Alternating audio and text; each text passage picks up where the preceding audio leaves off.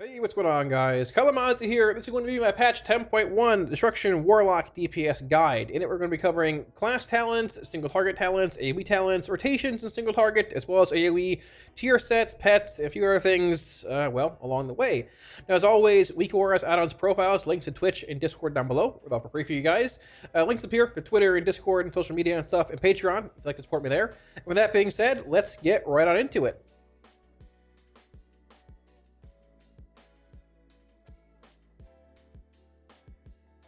Getting into Destruction Warlock talents here, the first thing very briefly is the class tree.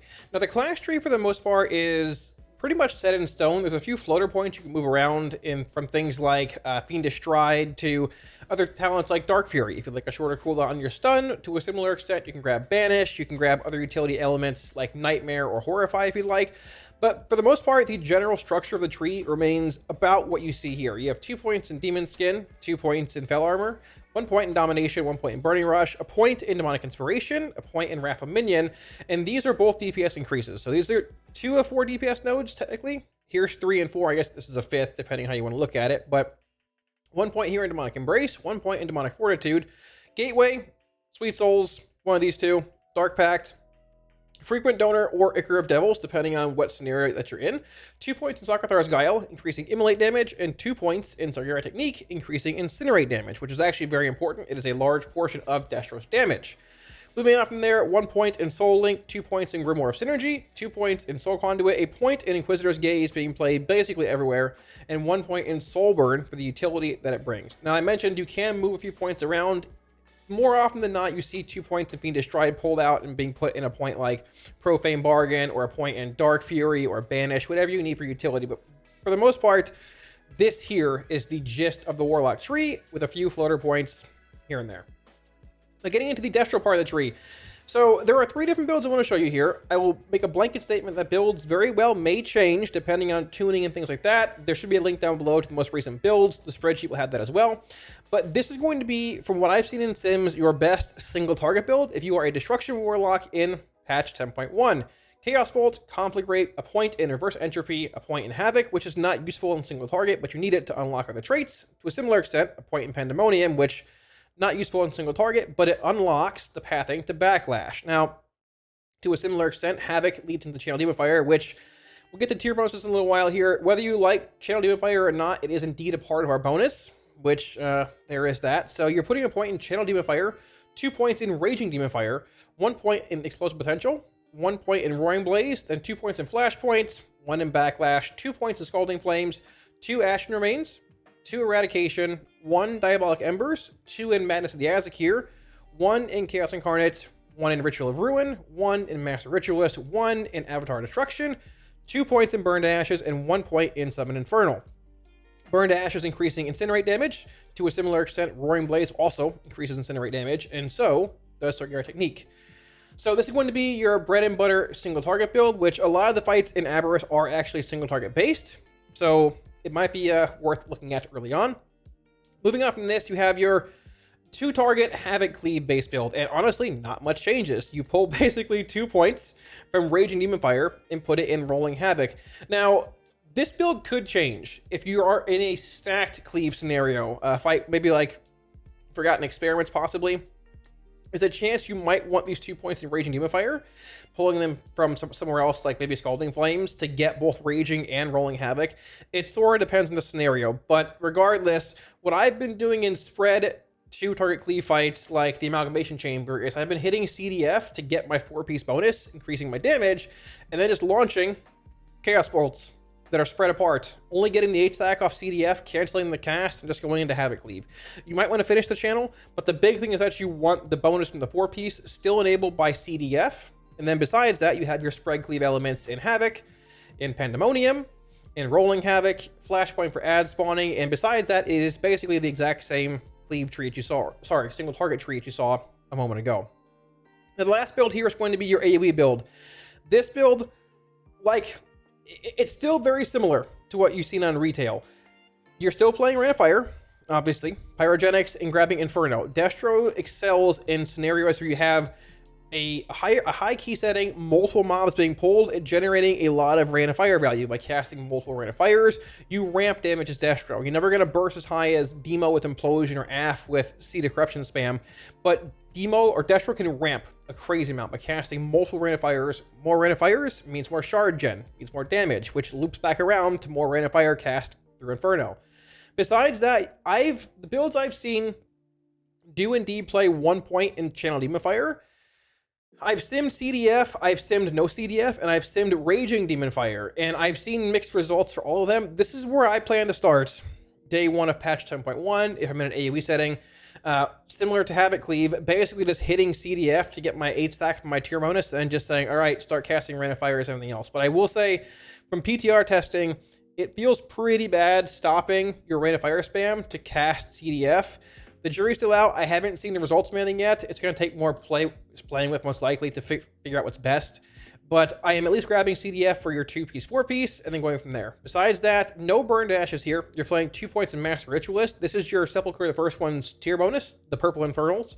2-piece, 4-piece here. There's your Infernal. 1 point in Power Overwhelming, and 2 points here, up from 1. In Master Ritualist. And that pretty much rounds out Destro's talent tree. Once again, the class tree can change. These are not indicative of different builds here. It's just, you know, a general outline of what it can be.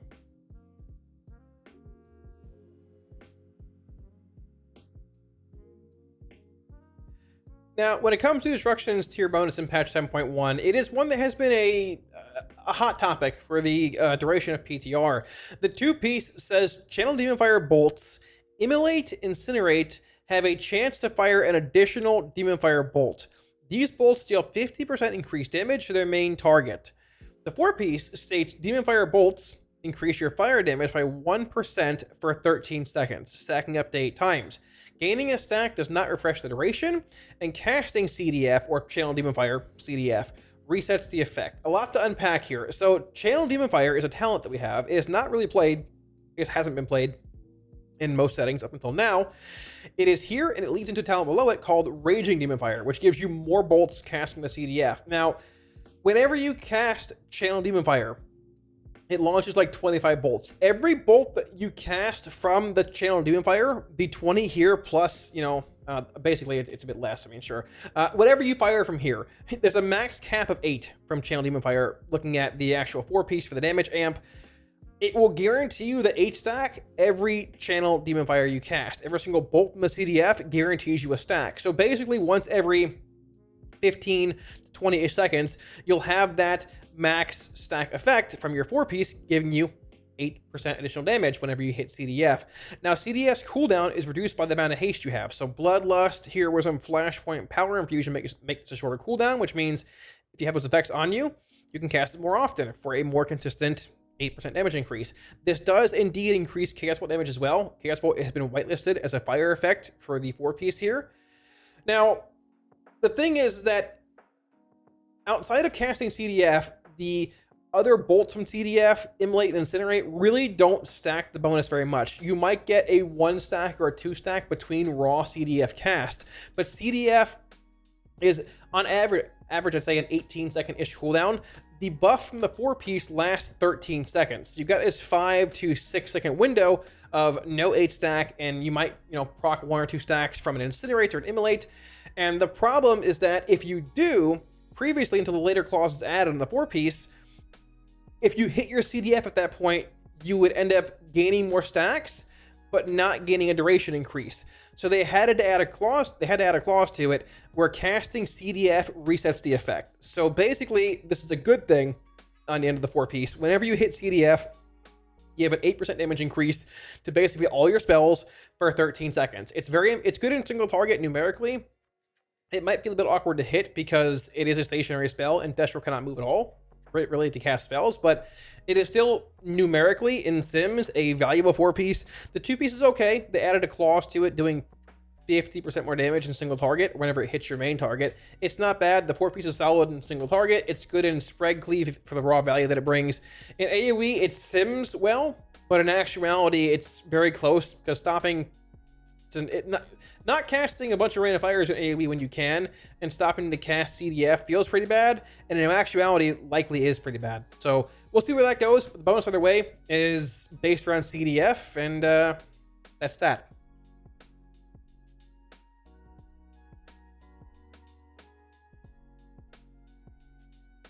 So when it comes to Destruction Warlocks, single target opener, and rotation, it's very simple. And most of it revolves around Madness of the Azakir being this talent right here. This basically gives you a 5-second window in between a Chaos Bolt to cast another Chaos Bolt to get both the haste effect, I guess the cast time reduction effect, and the damage increase. Now, the cast time reduction checks upon spell cast, obviously. The damage amp, second half of that bonus, checks upon resolution. So Madness the Azakir, the buff needs to be active when the second Chaos Bolt finishes casting. If it drops before it finishes the cast, you don't get the damage effect, but you will indeed get the cast time reduction because you began casting it when the Madness was active. TLDR, it looks like this. I have a tracker down here as well to show the buttons that I'm pressing for my rotation tracker and all that. I'll probably put text here as well if you'd like. And yeah, let's get into it. The big thing here as well, you're playing CDF, Channel Demon Fire, for your 2-piece, 4-piece. You want to press this button whenever you have Roaring Blaze up and likely Eradication, which is from casting Chaos Bolt. So we're going to open up here. We're running, the boss is being pulled. You want to precast and Incinerate into a precast Immolate. Incinerate, Immolate, Infernal, Conflagrate.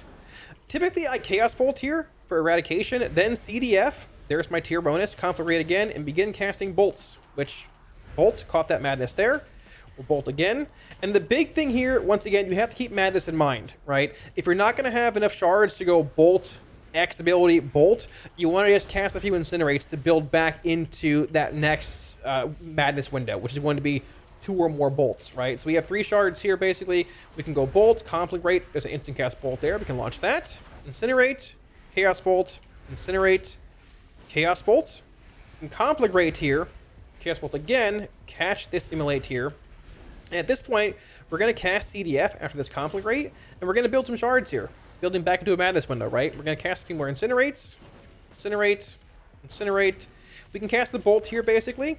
We can go Chaos Bolt, Conflagrate, Chaos Bolt. And the big thing here, between Chaos Bolt casting things, you really want to try and weave in Incinerates due to Burn to Ashes, the talent. Because that talent, you're always going to overcap on Burn to Ashes stacks. It's how it's going to be. But at the same time, your Incinerates hit very hard. You want to cast them whenever possible to get the max value out of how hard your Incinerates hit, right? So that's the gist of it, finding the balance between casting Chaos Bolts in your Madness window, maintaining Immolates, weaving in Channel Demon Fires, and at the same time, filling with Incinerates whenever you can for both shards as well as raw damage. Because like I said, Incinerate hits pretty hard.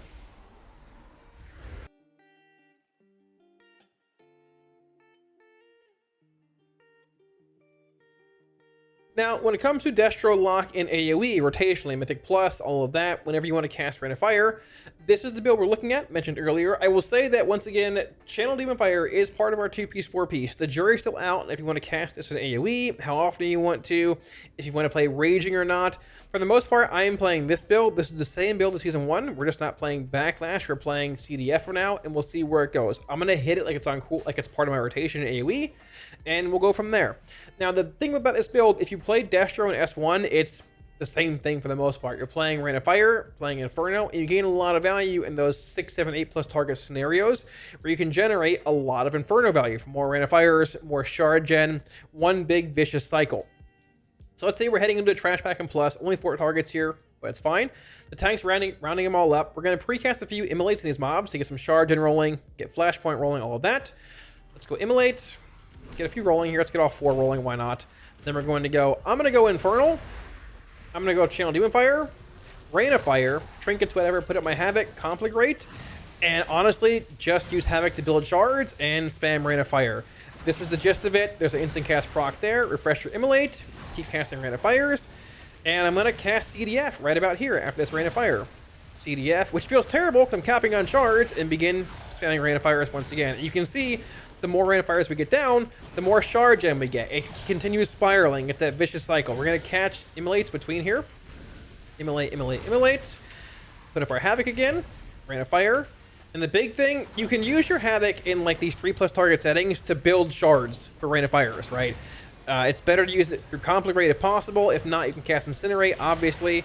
Not bad using it for Immolate either if both are falling, but This was the gist of it. It's very simple. You spam Rain of Fire a bunch, it ends up being a good portion of your damage.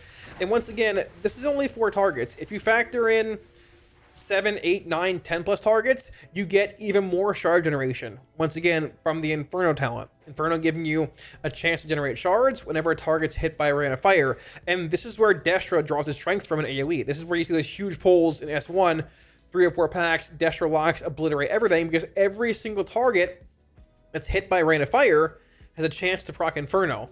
Inferno gives you more shards. More shards mean more Rain of Fire cast. More Rain of Fire cast mean more Ritual of Ruin, Avatar Destruction procs. So it's a vicious cycle, once again. It's sort of what we had in S1. The only real difference here is that you likely are casting CDF at times when it comes off cooldown for the actual buff to your 2-piece, 4-piece. Once again, it might just be a partial channel of CDF. If you're in the middle of your AoE rotation, it comes off cooldown, you might just go, hey, there's 8 stacks, stop the channel, and keep Rain of Firing. Hard to say, gotta feel it out, but either way, if you played Destra Lock in Season 1, if you spam Rain of Fire before, it spams the exact same way in Season 2. When it comes to your Havoc window as a Destro Lock, most classes need to have targets being stacked to get good cleave value.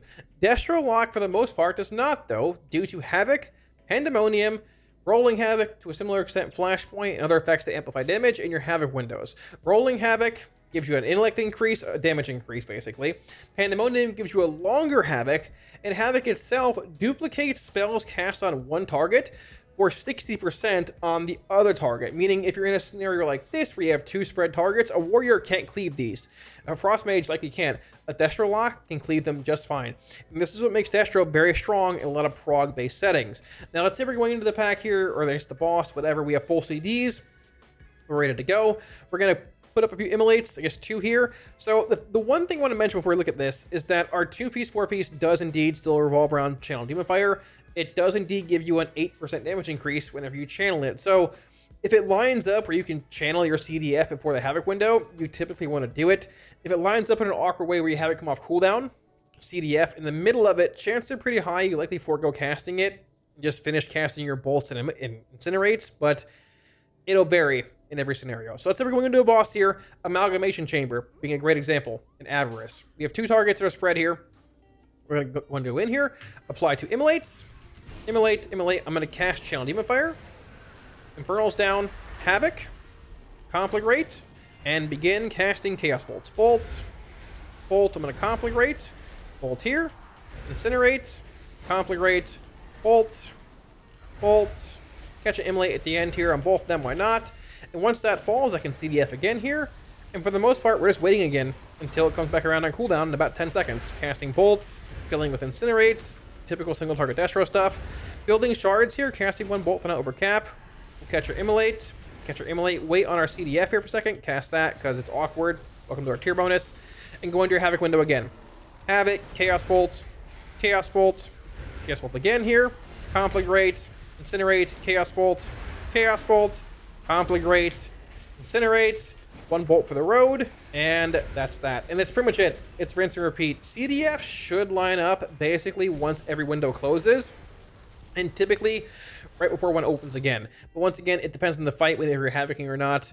It's an awkward bonus with spread cleave, but if you can carry the damage amp, if you can carry this 8% damage increase to fire, which does indeed affect Chaos Bolt into that window, you certainly do. Your resources are built into that window. So you're dumping multiple Chaos Bolts, multiple immolates, or multiple incinerates. You're trying to do as much damage in that window on both targets as possible, which, once again, stacking your 2-piece, 4-piece for that 8% increase, it helps.